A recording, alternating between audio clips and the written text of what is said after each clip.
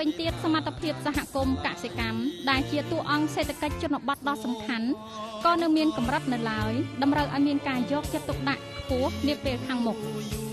លើសពីនេះលទ្ធភាពទទួលបានសេវាផ្សព្វផ្សាយកសិកម្មក៏នៅមានកម្រិតផងដែរ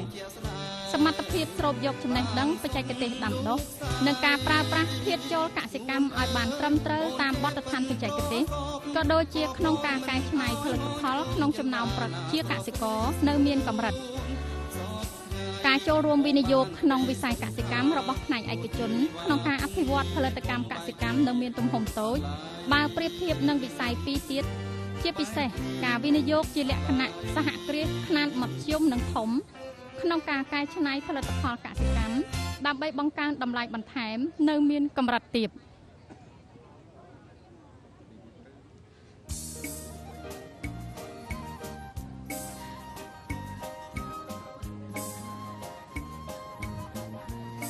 ទូរទស្សនិកជនជាទីគោរពការចូលរួមវិនិយោគក្នុងវិស័យកសិកម្មរបស់ផ្នែកឯកជន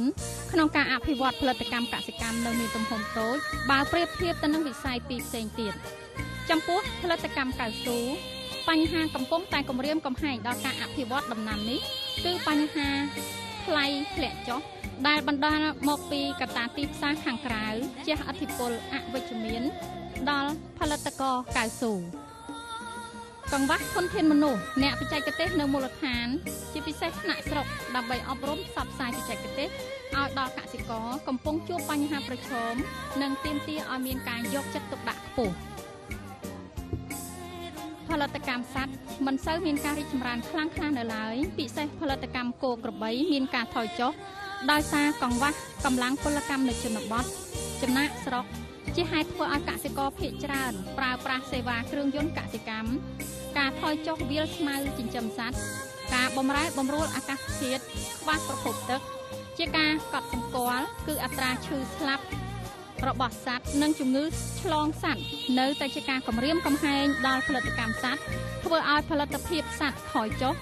ហើយកង្វះខាតថ្នាំការពារព្យាបាលសត្វនិងឧបករណ៍សម្ភារៈបរិក្ខារបសុពេទ្យនៅតែត្រូវបានជួបប្រទះ